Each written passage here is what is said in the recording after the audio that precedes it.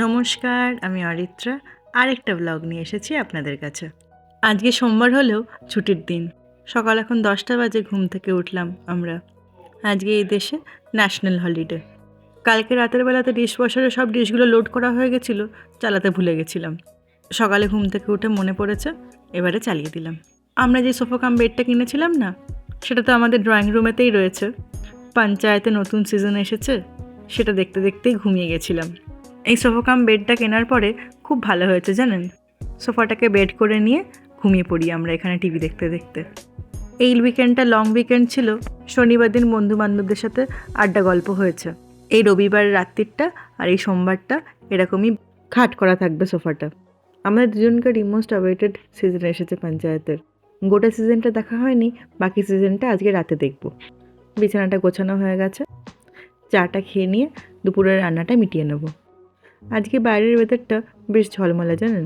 দুপুরে লাঞ্চ করে ভাবছি কাছে পিঠে কোথাও থেকে একটা ঘুরে আসি। আজকে দুপুরে বানাবো হচ্ছে আলু পোস্ত, কড়ার ডাল ছিল আগের দিনের, আর একটু সোয়াই মাছের ঝোল। আলু পোস্তটা আগে করে নিচ্ছি।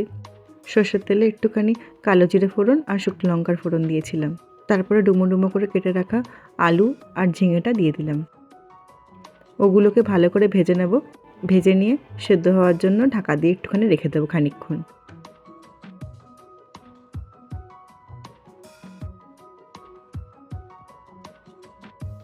যখন আলু আর ঝিঙেটা মোটামুটি কুকড হয়ে গেছে, তখন পরিমাণ মতো নুন আর মিষ্টি দিয়ে দিয়েছিলাম। চলুন পাশের ওভেনে সোয়াই মাছগুলো চটপট করে ভেজে নিই। আলু আর ঝিঙেগুলো মোটামুটি কুকড হয়ে গেছে, বেটে রাখা পোস্ত দিয়ে দিলাম তার ওপরে। আমি যেহেতু ঘটি বাড়ির মেয়ে, একটুখানি বেশি মিষ্টি খাই। একটু টেস্ট করে দেখলাম আমার মিষ্টিটা একটু কম লাগলো, তাই জন্য ওপর থেকে আর একটুখানি চিনি দিয়ে দিলাম। আমার সব খাবারে এতই মিষ্টি দেওয়ার হাত রয়েছে, এটা অনেক সময় শুনেছি। ভাত করেছিস, এবার তার উপর একটু চিনি ছড়িয়ে দে। গল্প করতে করতে আমার আলু ঝিঙে পোস্ত মোটামুটি হয়ে গেছে।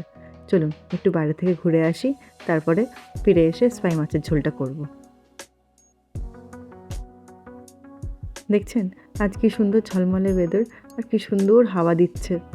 আজকে ছুটির দিন, একটুখানি না বেরিয়ে আসলেই নয়। ঘরে গিয়ে এবার রান্নাটা করে নিই, তাড়াতাড়ি করে রান্না করে খেয়ে বেরিয়ে পড়ব।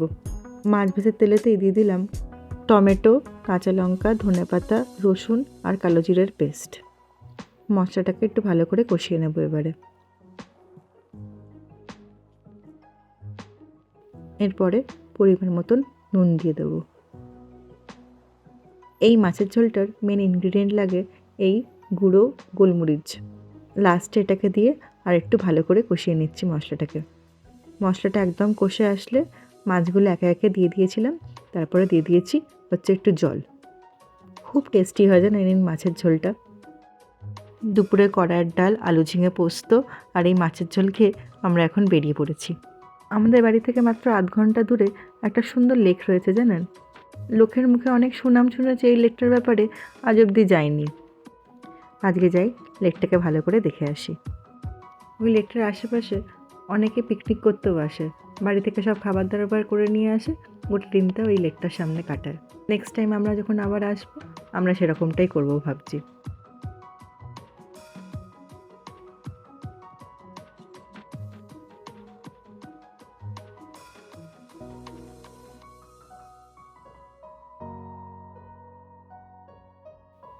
চলুন আমরা এসে অলমোস্ট পৌঁছে গেছি লেকটার কাছে। সামনের এই লোকগুলো দেখছেন বোট নিয়ে যাচ্ছে, এগুলো ওদের পার্সোনাল বোট, নিজেরা কিনেছে। এই বোটটা লেকের ভেতরে তারা চালাবে। আমি গাড়িটা ঠিক করে পার্ক করতে পারিনি বলে সিদ্ধার্থ বললো ঠিক আছে আমি করছি, বলে সিদ্ধার্থ ভালো করে পার্কিং করলো। এই লেকের ধারটা পুরো একটা মিনি বিচের একটা ফিল আছে। প্রথমে এসেই মনে হবে যেন একটা ছোট্ট বিচ। লোকজন আশেপাশে সানবাথ নিচ্ছে, বাচ্চারা খেলাধুলা করছে, কোনো মতেই মনে হবে না এটা একটা লেক। আর পাড়টায় দেখুন ঢেউ হচ্ছে ছোট ছোট। আমরাও দেরি না করে একটুখানি পা ভিজিয়ে নিলাম। যদিও জলটা খুব একটা পরিষ্কার না, তাও দেখছি অনেকজন চানও করছে এই জলে। এই সামারের সময় এভাবে জলের ভেতর ডুবে থাকতে কার না ভাল লাগে না।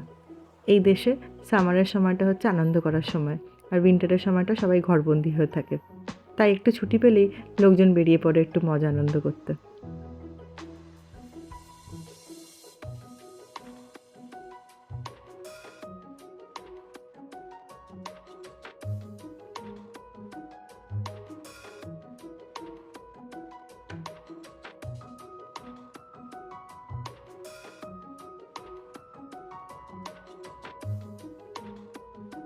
এই ছোট্ট বাচ্চাটাকে দেখুন, এখান থেকে জল নিয়ে যাচ্ছে, ওখানে গিয়ে একটা গর্ত করেছে, ওখানে গিয়ে জলটা ফেলছে।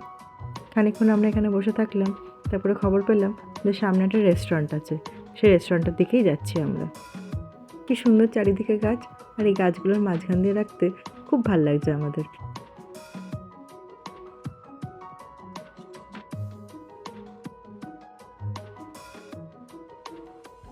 এই যে এই রেস্টুরেন্টটাতে আমরা আসলাম, এটা হচ্ছে একটা লেক সাইড রেস্টুরেন্ট। যদিও আমরা আমেরিকান রেস্টুরেন্টে খুব একটা আসি না, আমেরিকান খাবার আমার দুজনেরই খুব একটা ভালো স্যুট করে না, তাও এখানে আসলাম এই অ্যাম্বিয়েন্সটার জন্য। লেকের ভিউ দেখতে দেখতে কিছু একটা খাবার খাবো সেই ভেবে। এরকম রেস্টুরেন্টে আসলে খুব অসুবিধায় পড়ে যায় জানেন, মেনু দেখে বুঝতে পারি না কি অর্ডার দেবো, আলটিমেটলি গুগল করে অর্ডার দিতে হয়। একটা নাম জানা জিনিস দেখলাম, সেটা হচ্ছে ক্র্যাব ডাম্পলিং। আমাদের মোমোর মতোই হবে, সেই দেখে সেটাকে অর্ডার করলাম।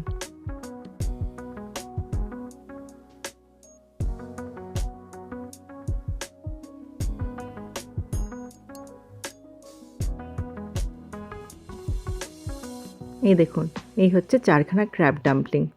এই 4টে ক্র্যাব ডাম্পলিংয়ের দাম নিয়েছে $17 প্রায়, মানে আমাদের টাকায় প্রায় 1400 টাকার ওপরে।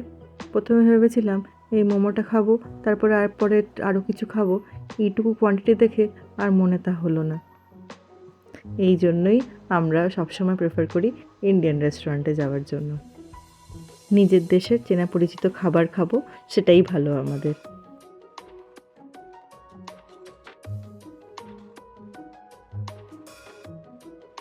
বিকেলবেলাটা আমরা এই লেকের সামনেটা কাটিয়ে বাড়ি ফিরে গেছি। এইভাবেই কাটলো আমাদের এই ছুটির দিনটা। আজকের এই ভিডিওটা এই পর্যন্তই রাখলাম। আমার এই ভিডিওটা ভালো লাগলে জানাবেন, আর সাবস্ক্রাইব করবেন কিন্তু আমার চ্যানেলটা। ভালো থাকবেন, ভালো রাখবেন। আবার দেখা হবে অন্য আরেকটা ব্লগে।